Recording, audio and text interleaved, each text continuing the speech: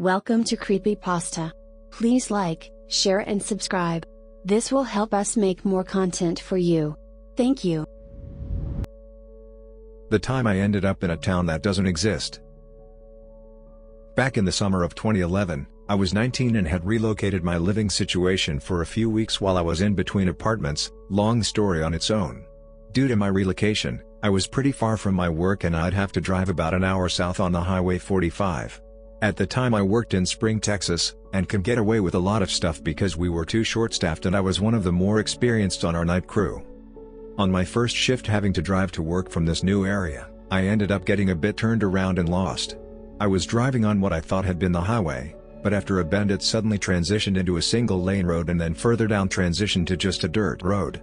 Ever since it stopped being a highway, there were no areas to turn off. I left my place at around 7 p.m. to arrive at work by 8 p.m. for my shift. This happened around the midway point of the distance, so even though I didn't check the time when it happened, it'd be a fair estimate to say the sudden change in environment happened at approximately 7:30 p.m. Thinking this was really strange, as I'd been up and down 45 a million times and never saw something like this, I figured I would just drive until I reached a rest stop or something to check my location on GPS and turn around at. It got to be a little uneasy when I went a full 20 minutes without a single spot to stop at or turn into, and without seeing a single other car. I saw a bridge coming up and thought, okay, surely there'll be somewhere to turn around up wherever this bridge leads. Then I saw it. You are now entering Atascosa. At this point, I was already going to be super late for work no matter what and figured I'd just send my boss a text and all would be fine. No signal. Figuring what the hell, I'm gonna get in trouble anyway. May as well check out this place for a few minutes and see where I ended up. It was very unsettling.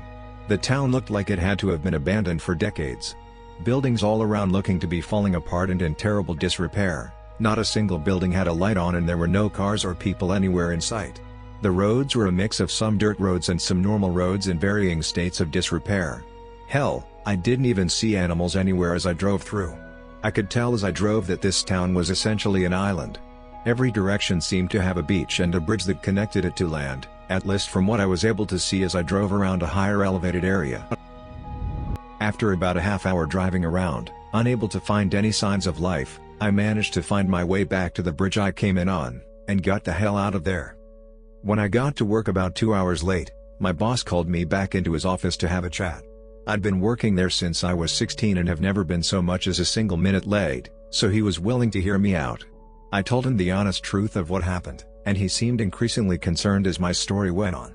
He and another co-worker looked on a map out of curiosity, since they'd never known of any abandoned towns in the area, and found some place called Atascocita and assumed I'd misread the sign, but when they opened the Google Street View, Atascocita was nothing like the town I'd seen.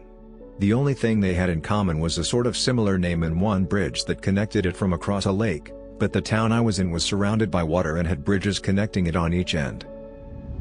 I'm only in contact with one coworker who was at work that day, and he's convinced I somehow got a bustling old-style town like Atascocita somehow confused with a long-abandoned ghost town even though they had nothing in common, just because we couldn't find any Atascosa on the map. 2 years after when I went back to live in Spring for a little while, I did try finding Atascosa again. This time with the intent of filming while there to prove it existed, but alas, no matter how much I retraced my steps I was never able to find that strange empty path to the bridge again. As a little end note, I'm typically not super comfortable sharing this story with many people because for obvious reasons, lots of people would probably think I'm crazy because I'm adamant I was in a town that no one can seemingly find any evidence of ever having existed.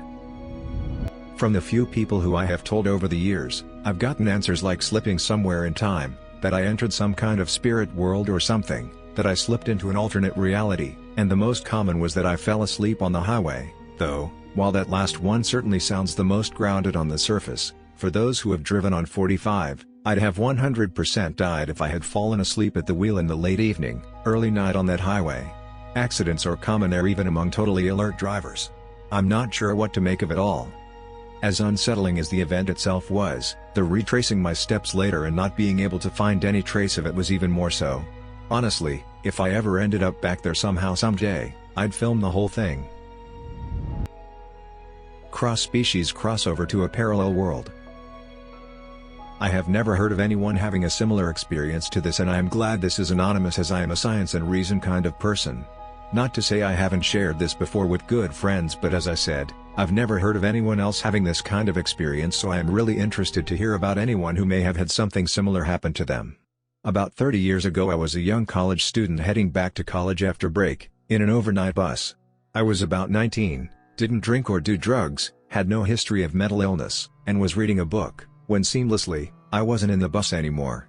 I was swimming around a rock formation which I knew was part of my hunting territory, and I was chasing a fish, which I caught in my mouth and could feel the bones crunching between my teeth and it wriggling against my whiskers. I was totally at ease, was fast and agile, and could feel the drag of the water, like the pull of a current, as I moved effortlessly through it. I knew my body, and where I was going and what I was doing, and there was no alarm whatsoever that anything was amiss, i.e. that I was really a 19-year-old on a bus. The whole experience couldn't have lasted longer than about 30 seconds or so, then just as seamlessly I was once again back on the bus. I remember sitting there for a second, staring at the page of my book before the WTF just happened reaction kicked in, and I had a bit of a mental freak out. The thought that crashed in was sea otter, but at the time I thought otters were freshwater animals, so I wondered about it. Pre-internet, didn't think to check because I thought I knew. Then a few years later I saw a documentary about sea otters, and I knew then that that was what I had been for that brief moment in time.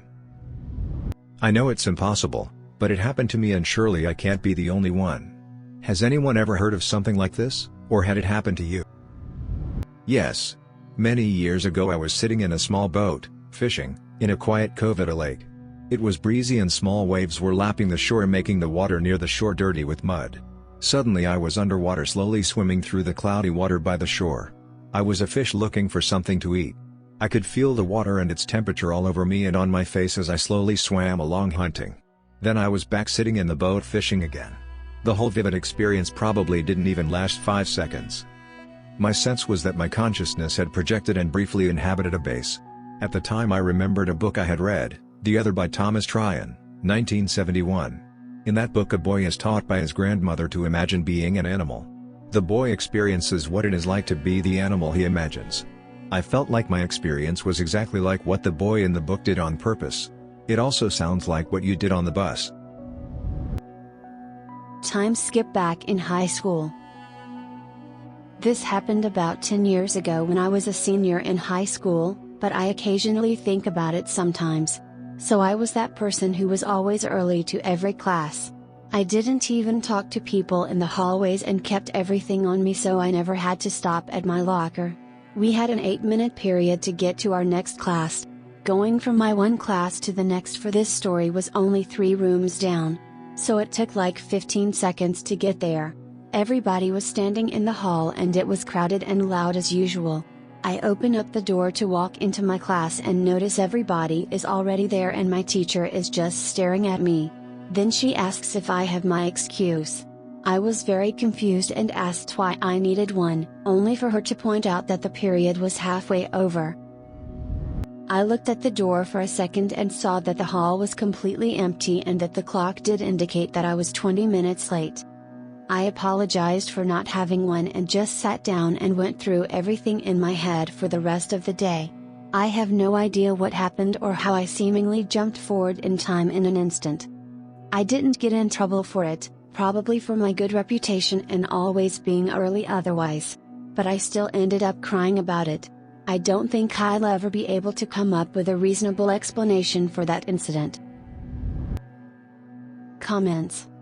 This sounds very similar to what happens to me when I have a seizure. I have temporal lobe seizures and it causes extreme lapses in my memory.